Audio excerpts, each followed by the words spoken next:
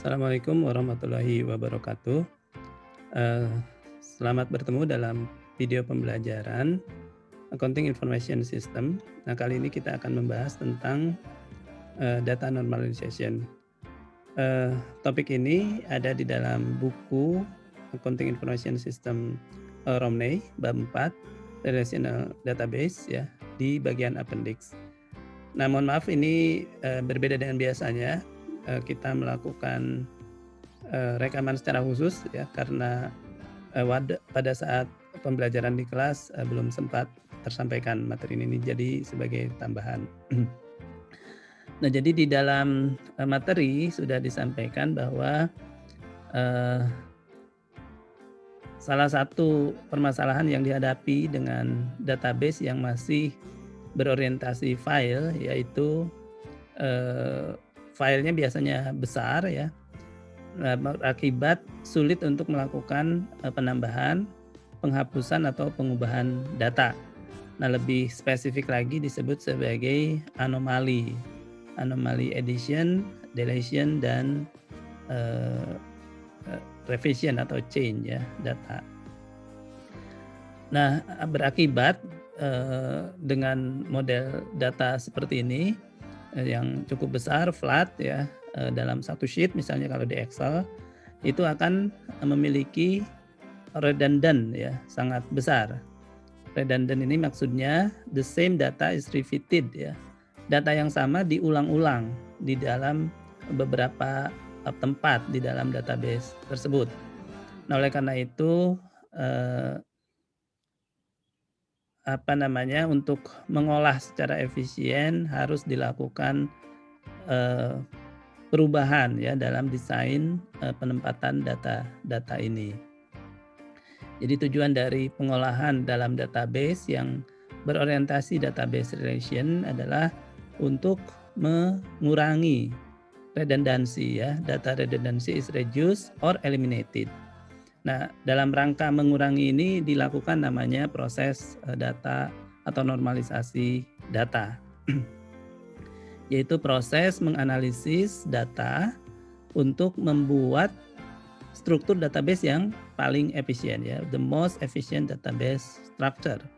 Nah, biasanya kita lakukan dengan memecah, data yang besar tadi, tabel data yang besar tadi ke dalam smaller tables ya, ke dalam tabel-tabel yang lebih kecil untuk, mengurangi redundansinya tadi.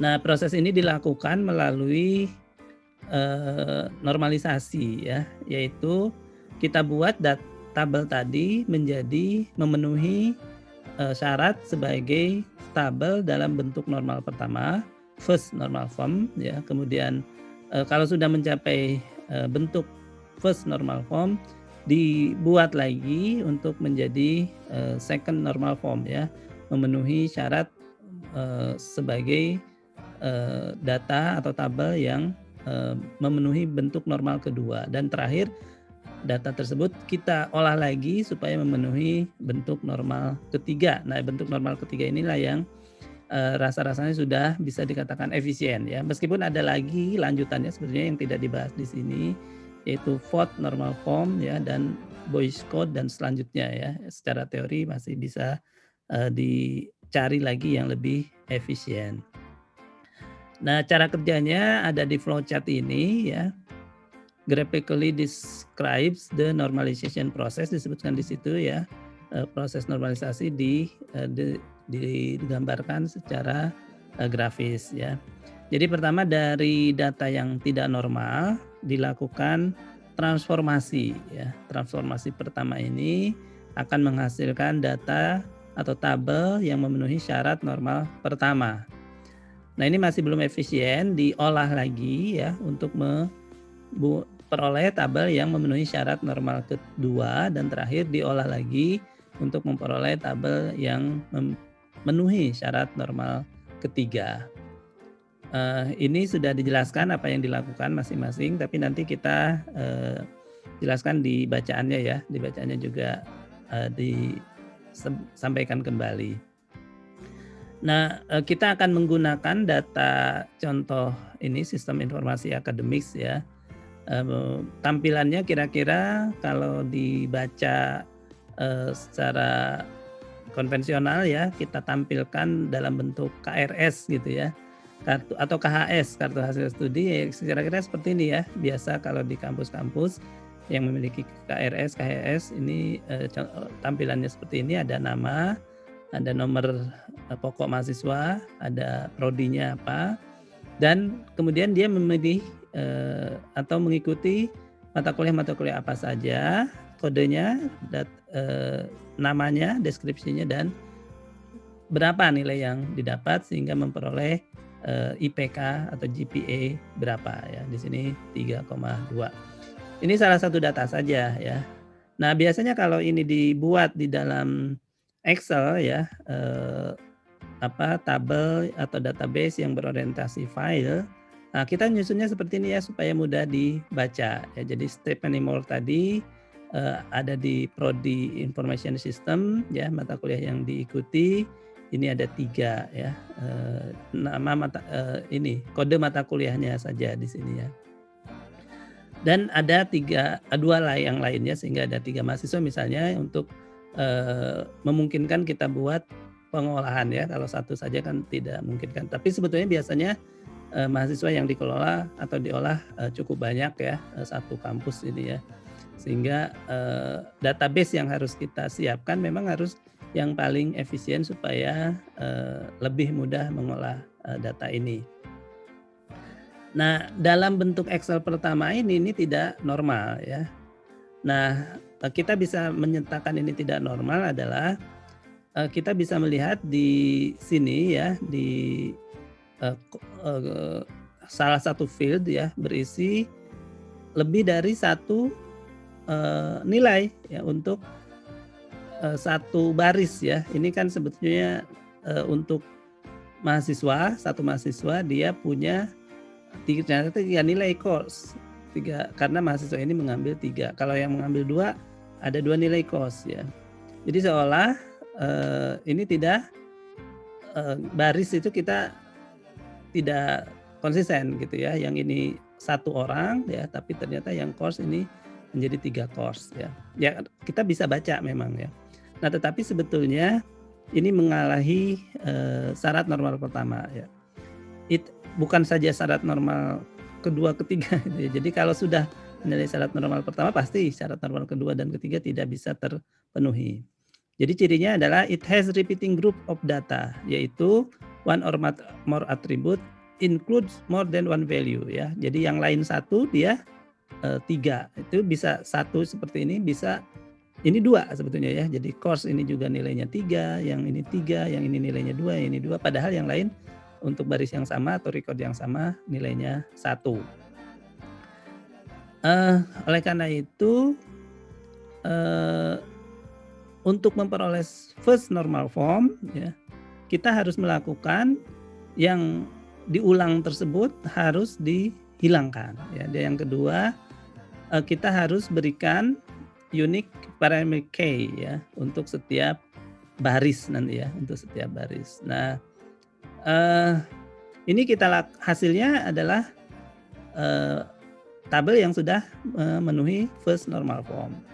Nah, kita lihat yang sudah memenuhi first normal form menjadi seperti ini. Ya memang sebetulnya hanya yang tadinya, tampilannya di sini kosong gitu ya, kita isikan ya sesuai dengan kita sebetulnya sudah paham gitu ya. Tapi kan, untuk, mesin dia tidak akan paham kalau tidak dituliskan bahwa information system di baris kedua ini adalah sama-sama milik Stephen Moore dengan indeks, atau, NPM 86432 dengan course accounting 324 ya. Dan yang kedua, kita harus menentukan sesudah memperoleh tabel yang sudah memenuhi first normal form ini, tabel ini sebetulnya dikendalikan oleh kolom yang mana begitu ya, kolom yang mana. Jadi ini kan ada data yang sama ya, 86432, 86432, 86789 begitu. Nah, ini menjadi berbeda itu paling tidak, kita harus melihat kolom yang mana gitu ya. Kalau kita melihat satu kolom ini, kita tidak tahu bahwa satu baris ini berbeda. Gitu ya. Nah, berarti student number ini tidak bisa secara sendirian menjadi, nah kolom yang bisa membedakan setiap baris itu berbeda, itu disebut primary key ya. Kalau ini hanya tabel tentang mahasiswa, pasti nilainya di sini 1 terus langsung nama. Berarti NPM ini bisa menjadi primary key ya. Tapi karena ini tidak hanya memberikan data nama mahasiswa, tapi ada juga course ya, dan di sini ada student major ya, maka baris ini bisa kita sebut unik itu ketika paling tidak dia berpegang kepada bukan hanya satu field tapi 2 field ya, 2 kolom, yaitu kolom NPM dan kolom course ya.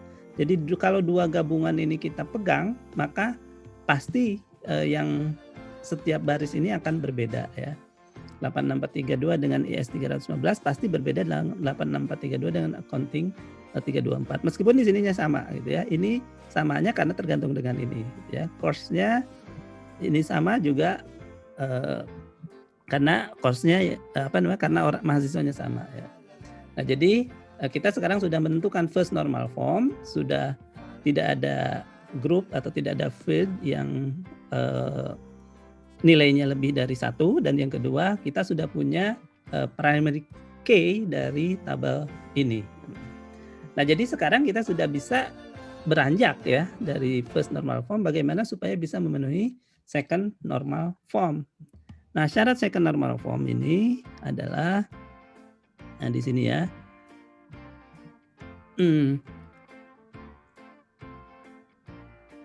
The only field that depend on both student number and cost together is the cost grade.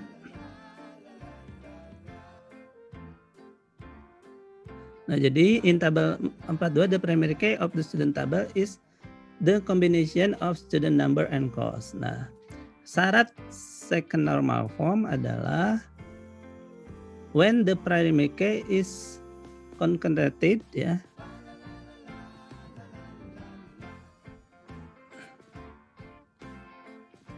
Ini ya. Non-primary key attribute depend on only a portion of the primary key ya. Jadi karena kita tadi sudah menentukan primary key-nya adalah student number dan course ya. Jadi tidak ada kolom yang bukan primary key yang tergantung hanya kepada sebagian dari primary key. Nah, jadi primary key kita kan 2. Nah, kita harus pastikan kolom-kolom lain selain primary key memang tergantung kepada kedua primary key kita ini. Jadi misalnya student name ya, student name ini tergantung kepada kedua primary key atau kepada salah satu saja.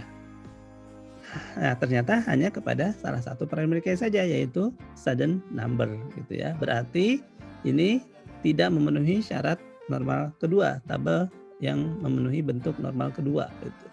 Kemudian student major, info system misalnya.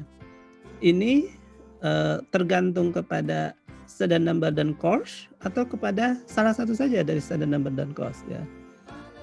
Jadi kalau course-nya IS 315, apakah dia pasti di prodi info system atau jika 86432 dia pasti di prodi info system. Nah, ternyata yang kedua kan yang benar ya. Jadi dia tidak hanya tergantung kepada 2 nilai ya. Jadi dia hanya harus tergantung kepada siapa orangnya. Kalau si A pasti dia di prodi ini gitu ya. Kalau si B pasti di prodi mana gitu. Jadi tidak melihat apakah dia di prodi dan mengambil mata kuliah apa gitu ya. Sehingga nilainya jadi information system. Nah, tetapi yang ketiga kita lihat ini yang memenuhi bentuk normal kedua ya. Nilai A. Nilai A ini memang untuk 86432 NPM-nya, dan ini akan berbeda kalau dia meskipun 8643 tapi course-nya bukan IS 315 ya. Dia kalau course-nya adalah accounting 324 nilainya ternyata B gitu ya. Jadi A, B, C ini tergantung kepada benar-benar kedua primary key ini ya, yaitu student number dan course ya, dan course. Jadi yang memenuhi syarat normal kedua hanya hanya kolom ketiga ini. Jadi tabel ini tetap hanya untuk 3 kolom ya, student number, course, dan course grade. Yang student name dan student major ini harus kita pecah ya. Ini yang tadi disampaikan bahwa sebetulnya normalisasi ini adalah berupaya memecah tabel ke dalam tabel-tabel yang lebih sederhana gitu ya. Nah, hasilnya adalah tabel ini ya. Yang tadi asalnya yang sebelum kita pecah ternyata hanya ada course grade saja di tabel ini. Dan yang kedua adalah kita dapat tabel student name ya, student name dan student major yang ternyata hanya tergantung kepada student number ya, student number. Nah, oke ya. Jadi student number berapa pasti student name-nya ini dan pasti prodinya ini gitu ya. Nah, jadi ini kita dapat dua tabel yang sudah memenuhi bentuk normal pertama dan bentuk normal kedua gitu. Nah, bentuk normal ketiga apakah terpenuhi? Untuk dua tabel ini terpenuhi. Nah, tetapi kita akan tambah permasalahan dengan misalnya kita ingin memasukkan ke dalam database kita ada nama instructor ya, nama dosennya. Nah, nama dosen ini kan kita catat nama kursus ya, nama mata kuliah maaf, kemudian kode mata kuliah, nama mata kuliah, dosen, ya kan? Dan kemudian misalnya di situ dituliskan juga telepon dosen ya, telepon dosen. Nah, apakah tabel ketiga ini memenuhi syarat first normal form? Oke ya, sudah. Second normal form? Oke juga ya, karena dia hanya tergantung masing-masing kepada course dan course description ya, pasti instructor maupun instructor phone ini.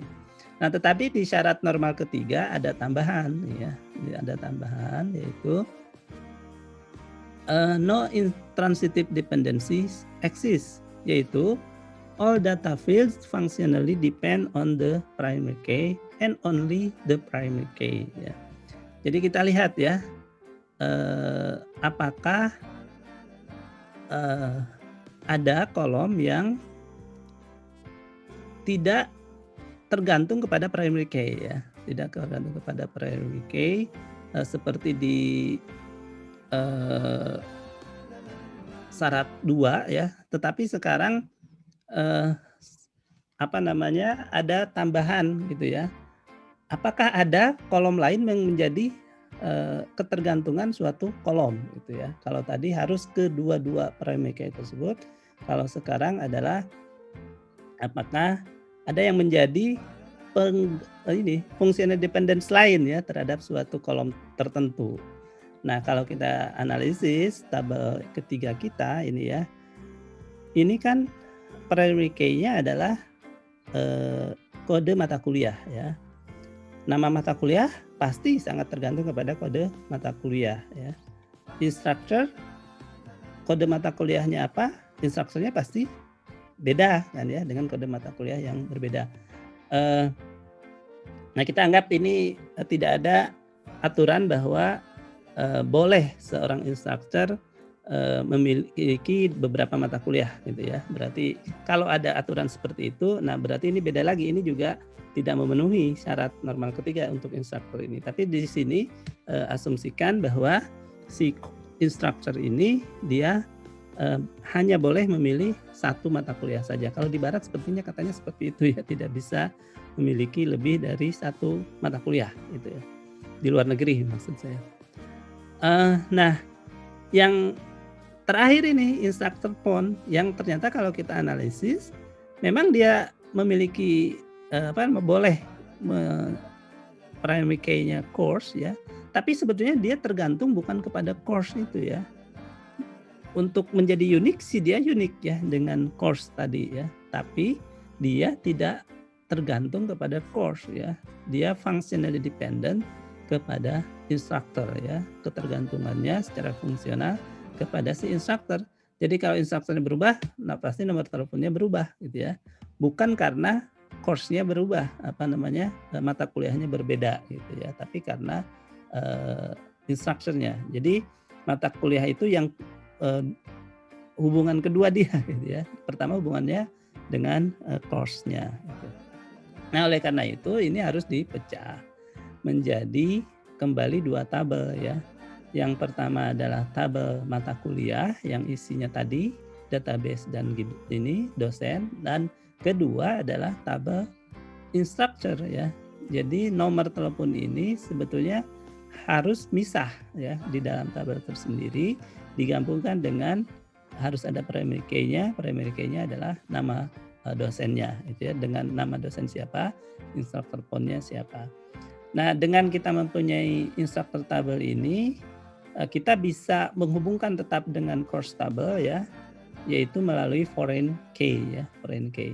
Nah, ini yang kemudian melahirkan desain tabel-tabel seperti ini, dinamakan database relation, yaitu ada hubungan antara primary key di satu tabel dengan di tabel lain ya, yang menjadi foreign key-nya ya. Jadi course ini juga kan berhubungan dengan tabel utama di sini, course PK ya, di sini sebagai primary key, di sini juga sebagai primary key, tapi dia di sini primary key-nya 2 ya, di sana 1 ya.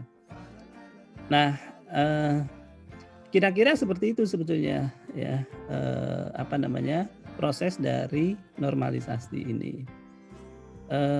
Nah, tapi di sini ada yang cukup menarik ya, yang dijadikan contoh contoh pembanding gitu ya. Mengapa harus ada second dan third normal form ya? Itu bisa dianggap seperti di pengadilan katanya ya. Ada Perry Mason, ini nggak tahu nih, mungkin salah satu kasus di pengadilan atau salah satu hakim terkenal di USA ya. Nah, menurut Perry Mason, seorang saksi itu harus bersaksi di pengadilan dengan melakukan 2 sumpah ya. Dia menyatakan 2 sumpah. Yang pertama tell the whole truth ya. Dan yang kedua adalah nothing but the truth ya. Jadi ini sepertinya sama gitu ya, sebetulnya berbeda ya. Jadi tell the whole truth itu sepadan ya dengan syarat normalisasi second normal form ya. Jadi kalau ini ya, each attribute or data feed depend on the whole of primary key ya. Jadi dia hanya menyatakan seluruh kebenaran. Dia tidak boleh menyembunyikan satu primary key gitu ya sebetulnya. Jadi harus dua primary key tadi ya, yaitu NPM dan kode mata kuliah itu harus menjadi primary key untuk semua kolom yang lain gitu ya. Jadi kita harus hanya membuat kesaksian-kesaksian yang selaras dengan 2 kesaksian utama kita misalnya ya. Tidak boleh kemudian ada yang bertentangan gitu. Nah, yang bagian kedua dari sumpah itu nothing but the truth. Nah, ini seperti atau sepadan dengan syarat di third normal form gitu ya. Yaitu each attribute depend on nothing ya, but the primary key ya. Jadi tadi instructor phone ya yang atas ini itu dia ternyata tidak bergantung kepada nama dan kode mata kuliah ya. Atau kepada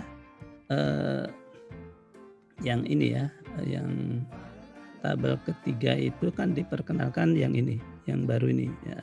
Course description, instructor ya. Jadi ternyata instructor pun tidak kepada course ya, tetapi kepada instructor ya. Jadi dia nothing but the truth ya. Dia ternyata bergantung bukan kepada si primary key yang asli ini ya, yang sekarang yaitu kode course ya, kode mata kuliah.